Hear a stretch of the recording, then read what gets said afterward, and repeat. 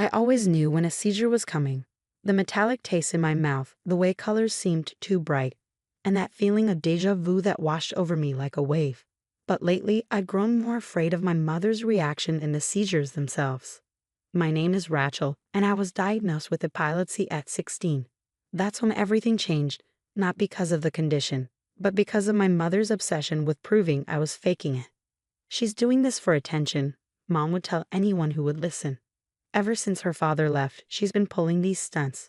That particular Tuesday in March started like any other. I was sitting in the hospital's waiting room for my regular neurology appointment, my mother scrolling through her phone beside me. The familiar aura started creeping in. That warning signal that told me I had minutes, maybe seconds. "Mom," I whispered, my voice already feeling distant. "It's happening." She didn't even look up. "Of course it is. Right here in the hospital where everyone can see. How convenient." The fluorescent lights above began to pulse and swim. I gripped the armrests of my chair, trying to ground myself. "Please, help." "Rachel, enough."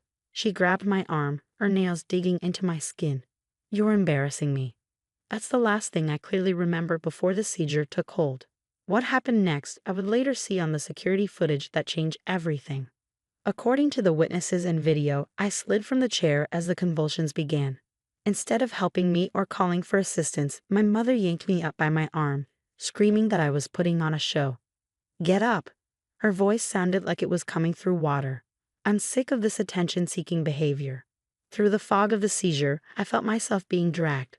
My head hit something. Later I'd learn it was the corner of a coffee table.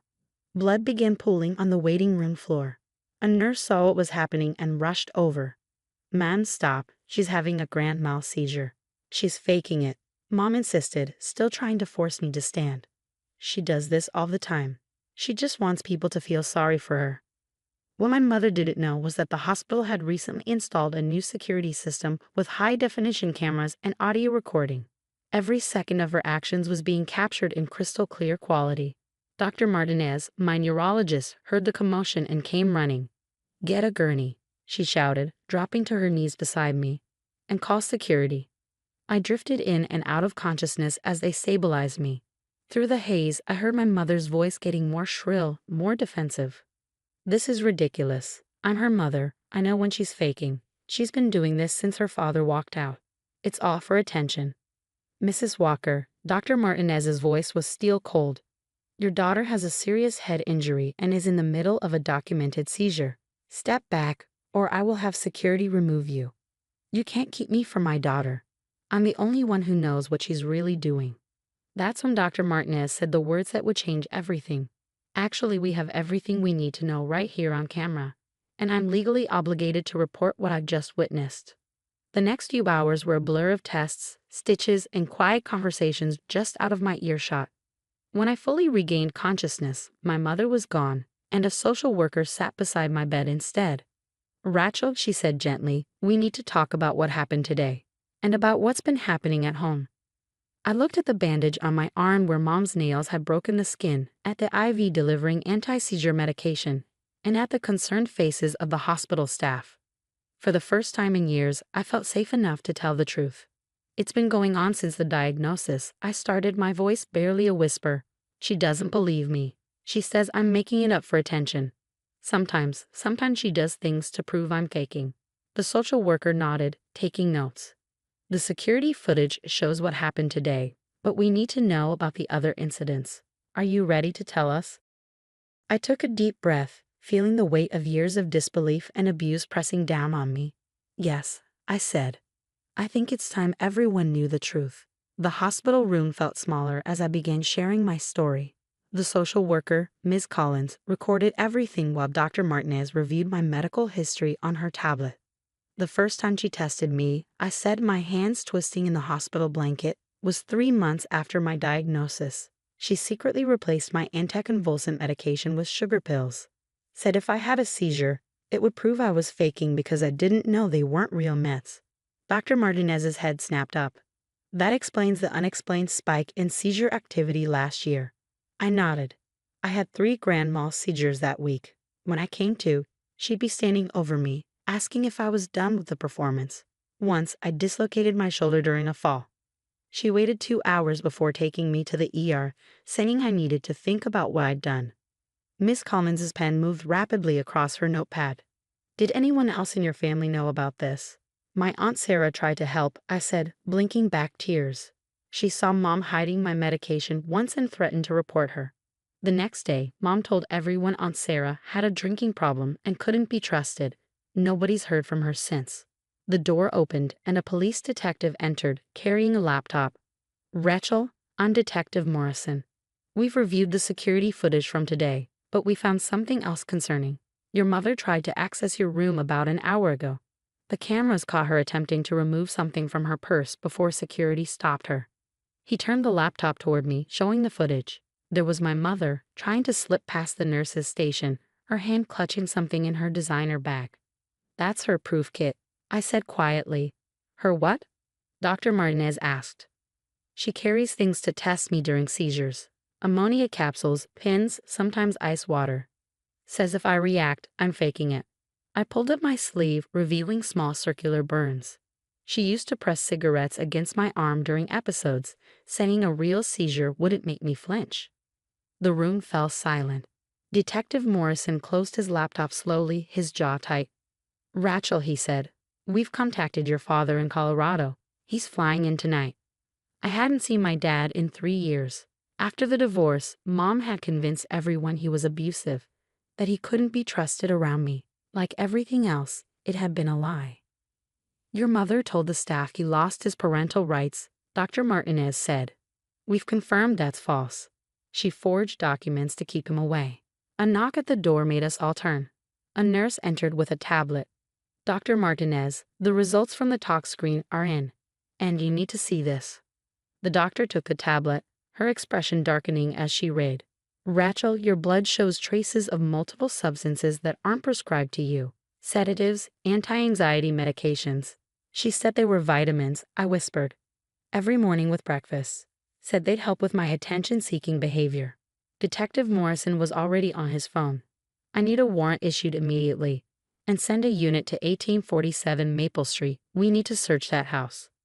The next few hours were a whirlwind of activity. More police, more doctors, more questions. They photographed my burns, documented old injuries, took statements about years of medical manipulation. Around midnight, I heard a familiar voice in the hallway, my father's. He burst into the room, his face pale and drawn. 3 years older, but still the dad who used to hold me through the worst seizures, who never once doubted me. Rachel, he choked out, rushing to my bedside. Oh God, baby, I'm so sorry. I should have fought harder. Should have known something was wrong when she wouldn't let me talk to you. I fell into his arms, sobbing. She said you didn't want me anymore, that you called me crazy, like her sister. Never, he whispered fiercely. I've been fighting for you every day. Your Aunt Sarah, too, she's been helping me try to prove something was wrong.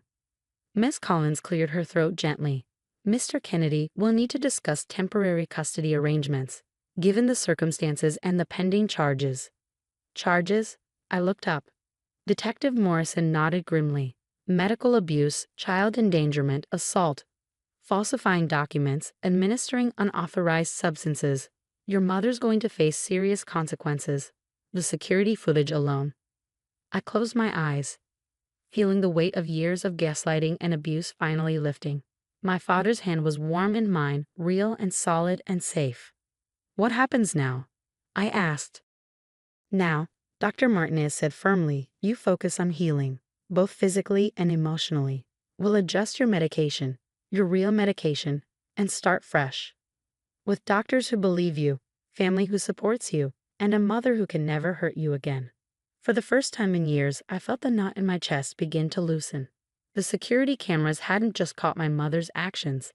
They captured my liberation. 6 months after the hospital incident, I sat in a courtroom watching my mother being led away in handcuffs. She turned to look at me one last time, her face a mask of betrayal and anger. Even now, she believed she was the victim. The evidence against her had been overwhelming. The search of our house revealed years of hidden journals detailing her tests and interventions. A methodical record of abuse disguised as maternal concern.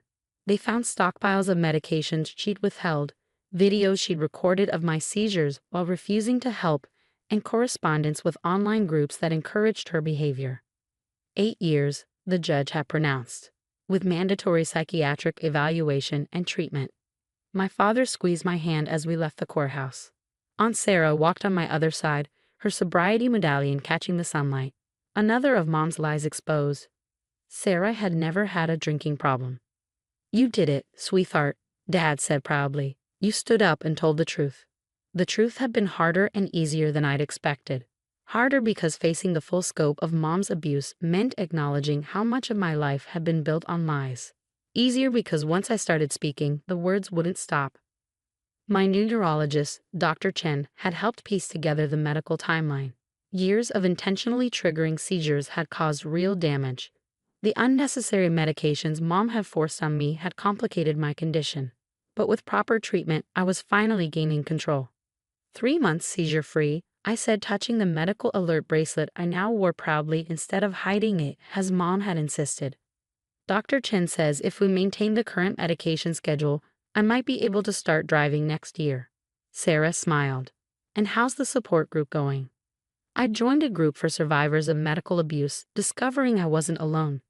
There were others whose parents had manipulated their illnesses, fabricated symptoms, or denied real conditions. We were healing together. It helps, I admitted. Especially now that I'm getting ready for college. That was my newest victory. With my seizures properly controlled and my mother's financial abuse exposed, I qualify for multiple scholarships. In the fall, I'd be starting pre-med classes. Your mother's insurance finally paid up too, Dad mentioned as we reached the car. The claims she blocked all those years. The insurance investigation had revealed how Mom had systematically denied coverage for my epilepsy treatments while submitting claims for unnecessary procedures she demanded. The settlement would cover my medical expenses for years. Back at Dad and Sarah's house, my home now, I went to my room to change. The walls were painted in calm blues and greens, no more of the stark white Mom had insisted would show if I was faking a fall. My medication sat openly on my nightstand, not hidden away like a shameful secret. My phone buzzed with messages from the support group. "Saw the news about your mom's sentencing. Proud of you, warrior. You did it. Freedom feels amazing, doesn't it? Starting college and putting your abuser away. You're my hero." I smiled, remembering how Mom used to check my phone, deleting any messages that mentioned my condition. Now I had a whole network of supporters, friends who understood both the trauma and the triumph. Sarah knocked on my door. "Feel like celebrating? Your dad's grilling, and I made the epilepsy-friendly chocolate cake you love. No more of Mom's special food that left me dizzy and confused. No more meals withheld as punishment for attention-seeking seizures." "Be right there," I called, changing into comfortable clothes. Through my window, I could see Dad at the grill, talking with Dr. Martinez, who'd come to celebrate with us. She'd been instrumental in building the case against Mom, testifying about the hospital incident and years of medical inconsistencies. My phone buzzed again, a reminder for my evening medication. I took it without hesitation, no longer hearing Mom's voice calling me weak or dramatic. My condition wasn't a character flaw or a bid for attention. It was just part of me finally being properly treated. On my desk sat my acceptance letter to medical school, next to a photo of me with my support group. Below them was a newspaper clipping about the case. "Mother sentenced in medical abuse case. Hospital cameras reveal years of torment." The security cameras had caught one day of abuse, but they'd exposed years of truth. They'd shown the world what I'd been trying to tell them all along. More importantly, they'd shown me that I deserved to be believed, to be treated, to be safe. As I headed downstairs to join my real family, the ones who supported my health instead of sabotaging it, I touched my medical alert bracelet again. Mom had called my epilepsy fake, but she was the only fake thing in my life. And now, finally, that part of my story was over. The sound of laughter drifted up from the backyard. My new life was waiting, and for the first time, I wasn't afraid to live it.